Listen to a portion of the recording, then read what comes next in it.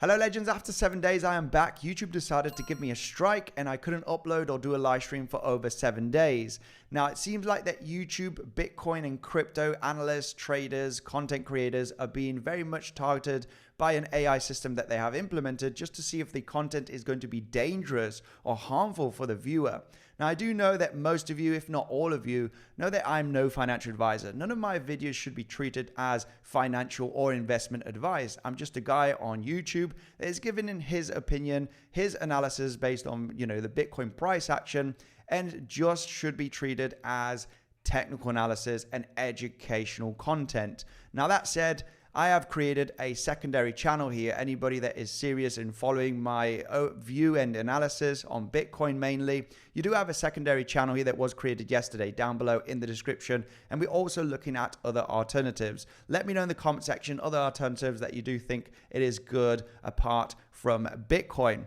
Now today we'll be discussing the different scenarios that I'm looking at. Of course, the higher time frame, zooming in on the lower time frame, the Elliot wave scenarios, and the most important levels of support and resistance, and what could happen here for the price of Bitcoin. We're discussing a few scenarios, my opinion only, okay, and should be treated as educational content to see if it fits with your own analysis. Now let's dive in right away on the higher time frame, the daily level. We can see here how the price did get a nice bounce after the Friday's drop, almost hitting $80,000. Now, where we bounced is at the point of control of this range right over here. We do have a pretty nice solid range that was created here between March and April. And that point of control was lost here on Friday, but we reclaimed that point of control very, very nicely, as you can see. We also had a monthly level down there that got a really nice reaction, and we did close that daily above this area of $82,000.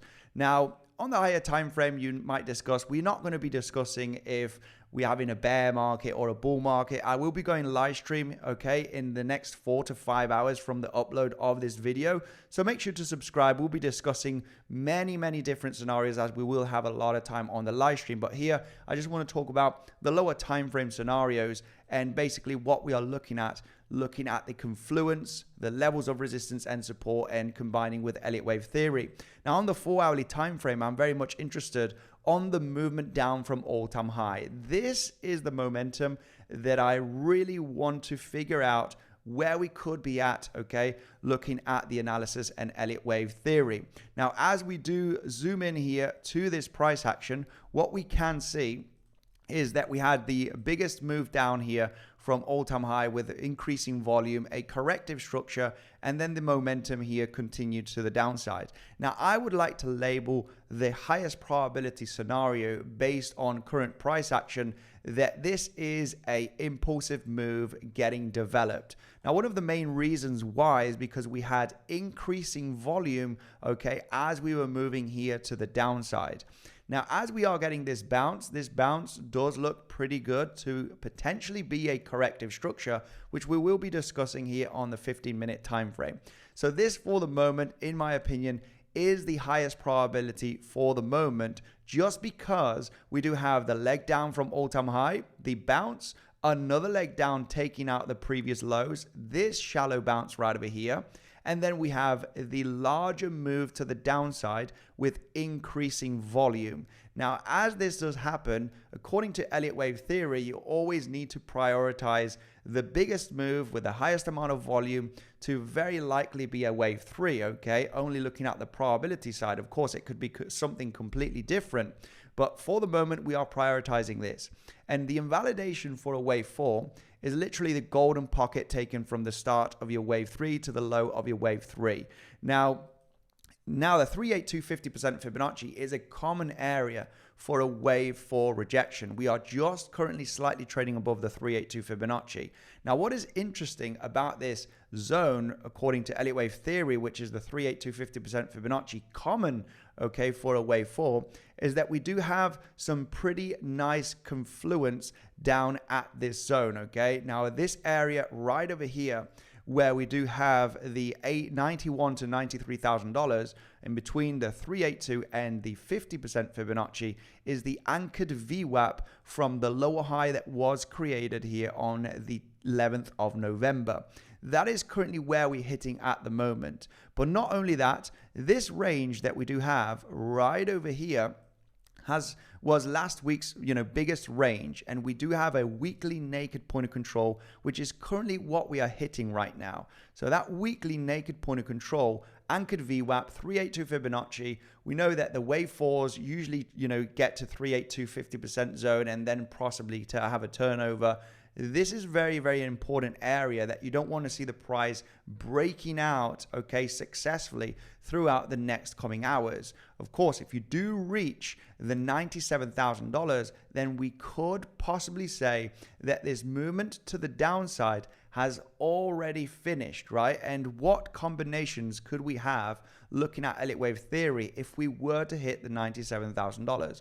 Well, one of the options is this one right over here that I'm going to show right away, which is basically having a ABC movement to the downside that has finished possibly. That's only if we were to reach $97,000.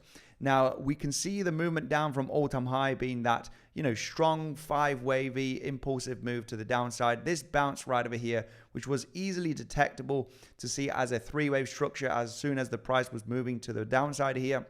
And then what we do have is this movement here and this one right over here. There's no other way that you could fit here an ABC structure if it is not like this, okay? This would be a sideways ABC running flat or a WXY right over here, and then this movement down is clearly an impulsive move to the downside, which we'll be breaking down on the 1 hourly time frame, looking at the lower time frame wave so you can actually see that it looks pretty good on the movement down. We were talking about this last week, and we got the last 5th wave, which was a little bit extended with high volume, but regardless, we were just looking for one more move to the downside. We didn't know exactly where the low was going to be. Was it going to be 86, 84? We actually came down to the very low 80K levels, and now we're obviously getting this bounce. So this is one scenario, right? If we were to move up to $97,000, considering that this has been a 3-wave move to the downside. This B wave, not my favorite. It's kind of a sideways running flat, not too common, or a sideways WXY, which doesn't fit very, very nicely, okay? I have to say it's not my favorite scenario, but if we do hit $97,000, then eventually I would definitely consider that this, because this is a 3-wave move to the downside. Now, another option for a 3-waver, instead of this impulsive move to the downside where you're looking for another 5th wave, another 4th wave, and another 5th wave, actually getting well below $80,000 throughout the next couple of weeks, is this option right over here, which I also don't like very, very much. This would be a unfinished 3-wave structure where you have your A wave, your zigzag, and your B wave, and now you are still forming the 4th wave here to get one more low, where you have 1, 2, 3, 4, and 5. Now, it is important that you do not get to $97,000 because that would invalidate your wave 4, and then we would directly implement the possibility of having this scenario, a 3-wave structure where your B wave has been a long, not very nice sideways, okay, 3-wave, either running flat or WXY structure here.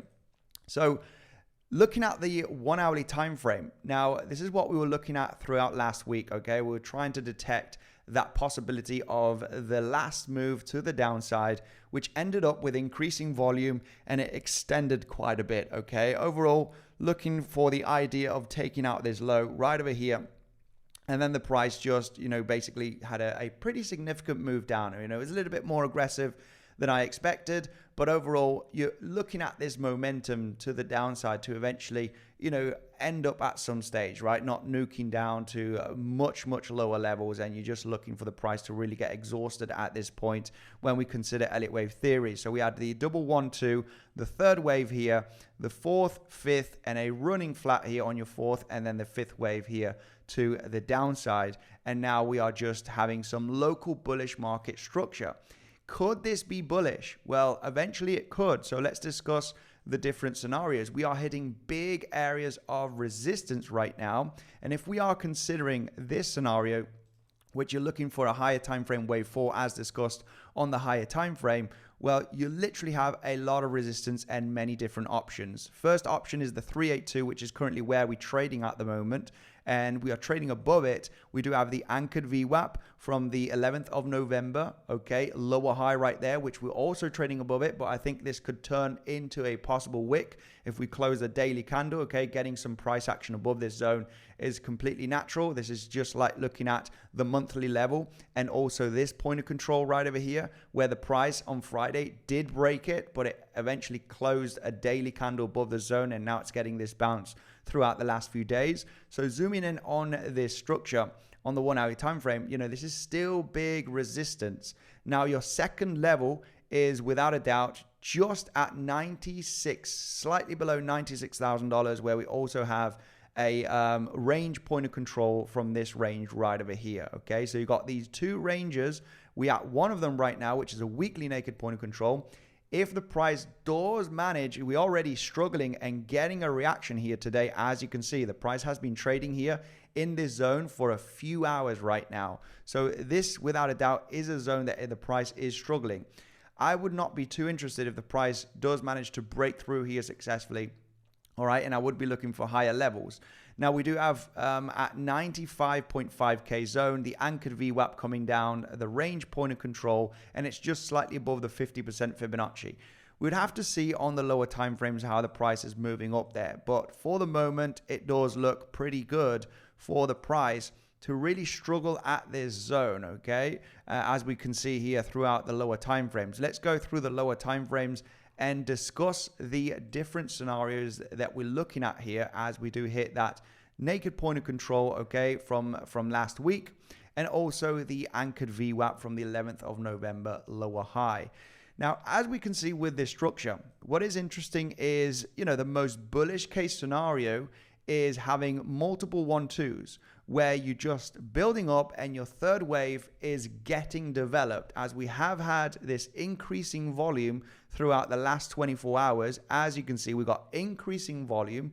Well, the bullish case scenario would be getting continuation. However, we've already had the big leg here to the upside, and now it's getting very choppy into resistance. This is a lot of the times where you do create those double, triple top situations, right? And then you finally have that turnover, right? Just so you understand that this is the very common area where that usually happens, at big resistance, all right?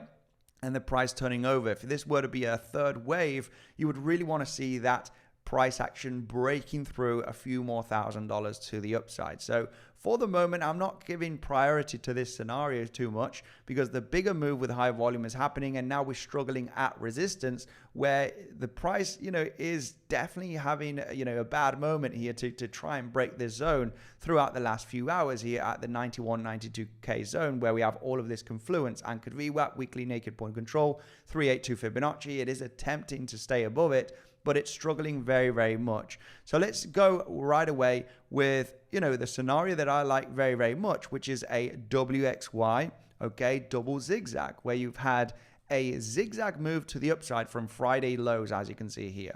And then here is where it gets a little bit tricky, where you could say that all of this has been your corrective of your X wave, all right? And then you have this zigzag right over here. So you've got zigzag up, corrective structure, and another zigzag to the upside.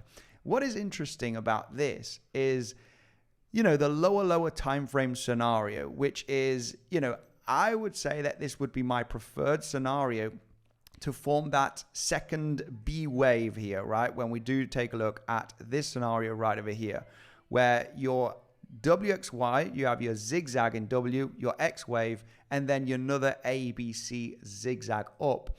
Now, if you do take a look at the price action closely, you got a zigzag move, a potential flat here, and another running flat in this situation to finish your Y wave here, okay, and a WXY to finish your ABC, okay. If we were to take a look at this differently, then the problem is here that if this were to be the low of your B wave, all right, or your second wave on the bullish case scenario, then what you need to take into consideration, right? If the low were to be this one right over here, then you're literally looking at the price, okay? If this is the low of your corrective structure in that A, B, C, or your 1, 2, 3, and you just continue to higher levels, you're basically looking at wave 1, wave 2, wave 3, wave 4, and wave 5, right? You're just getting exhausted in that 5th wave in this area of resistance. So you're looking at double, triple top possibility here, exhaustion, and then the price rolling over potentially, right? If we were to consider the double zigzag, zigzag up, corrective structure, zigzag to the upside. If this is the low, then you're looking at this momentum to end at this area. However, if we do count the low down here, which there is a possibility, even though it's not my favorite, you would have to consider a WXYXZ, which are very, very rare, but it's still very much possible. A 5-wave corrective structure in a WXYXZ, okay? These are not very, very common, but you'd have to give it a possibility. If that were to be the case, even though if you're looking at 1, 2, 1, 2, 1, 2, or you're looking at that WXY double zigzag scenario where you're finishing your B wave after your second, zigzag, then what you need to consider here is this is the correction in a triple zigzag WXYXZ in your B wave, and the movement to the upside starts from here. So what you want to be aware of, just to see, if the price does chop around in this region, because you might get a corrective structure and then take out the highs again, correct and take out the highs again here, and you're like really attempting to go to higher levels to $93,000, $94,000. You just need to be aware, well, why is the price doing this? If the lows potentially here, well, this should be the end stages, right? But it's correcting and taking out the highs, correcting and taking out the highs a few times in this zone. Well, what you want to consider is this scenario. If this were to be finished right over here at this area, well, what you would be looking at is these movements to the upside, as you did form a higher low here and a higher low here. You could classify this as a 1, 2, and a 1 and a 2 right over here. You got a double 1, 2 where your third wave is, in the development here. And then if you do get a more sideways corrective structure, take out the highs, another sideways corrective structure, take out the highs, then this would be the scenario, right? And then if you do create that double top here, you reject back down, you come back and hit the highs, then you do realize that this would be your exhaustion zone. The main reason why, because you can count a double 1, 2 in this region if this were to be the low, where you have your highest amount of volume here, and now you're just chopping around. It's just something to take into consideration. If you take out the highs, $92,000, $93,000 throughout today and tomorrow, right, with shallow corrections, right, in the next coming hours, and take out the highs, you correct, you take out the highs, you just need to consider that this is definitely one of the possible options here that could be developing if you consider the lows being here at $86,000 that was created on Tuesday. Okay, so just some things to take into consideration. Of course, I prefer the scenario where, this is the low right over here. And the main reason why is because a triple zigzag WXYXZ is uncommon, right? And just because it's uncommon, you wouldn't give it priority. So I would prioritize the very much possibility of this scenario right over here, which is a, sideways WXYXZ, okay? Having your zigzag in W, flat in X, and another flat here in your wave Y. And now you're just finishing that last leg to the upside, which is, possibly just going to double, triple top. If you don't double, triple top here, you're just literally looking at the price to break out, and that your third wave is possibly being developed. This is more bullish than I thought, okay? And then the price is just breaking out, hitting $93,000, $94,000, $95,000, right?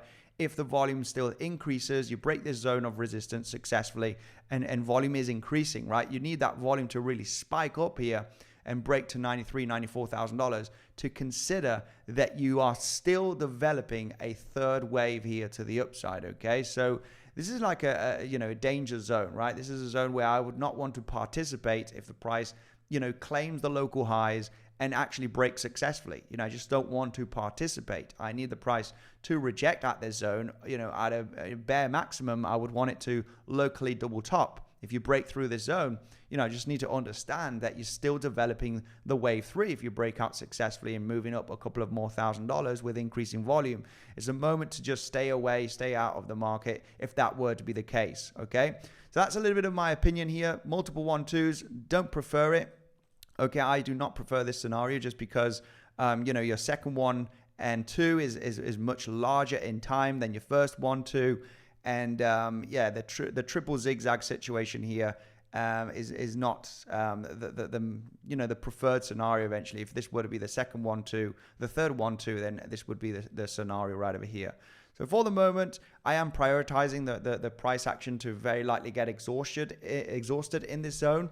And when we do take a look at the internal levels of support, what is interesting about the one of the scenarios that I mentioned, if this were to be a 1, 2, 1, 2, then you got your third wave, 4, 5, 4, and 5. You actually chop around here for a little bit. The interesting scenario is the previous day value levels. Previous day value levels, you do have the previous day value area high, the previous day point of control, which is literally sitting right over here, okay, at this consolidation. Now, what is interesting about this zone is that you have this massive fair value gap. The fair value gap is exactly at 89,500. If you lose this zone, just consider that this is actually a bouncing area. The price could come down there and get a reactionary bounce, at least a shallow one, or actually, just react at this area possibly. But if this zone is lost, as you're getting acceptance back inside previous day value levels, it's very, very common, especially if you have a big fair value gap. That's your last support zone, 89.5K. This is a very common area that if it doesn't hold, you're literally looking for a high probability move to the downside, okay? Because of the fair value gap, there's no support, and you're getting back inside of the previous day value zones. Obviously, if you do lose this area, I would be literally looking for these higher lows to be swept, of course, okay, in the next couple of days. If we were to lose this low, if we do, forming a higher low in this region, I think would be lower probability, and I would definitely prioritize the price action to come down to this area if that point of control and that fair value gap is going to be lost, okay? But take note that this could definitely get an instant reaction zone, little reaction bounce possibly at the 90K levels, okay, where we do have the point of control and the fair value gap high here, okay? Not much more has to be said. Make sure to subscribe to the channel. We'll be doing a live stream. We'll be discussing here the possible different scenarios that I'm looking at here on the Bitcoin technical analysis. Thank you for joining, and I'll see you later on the live stream.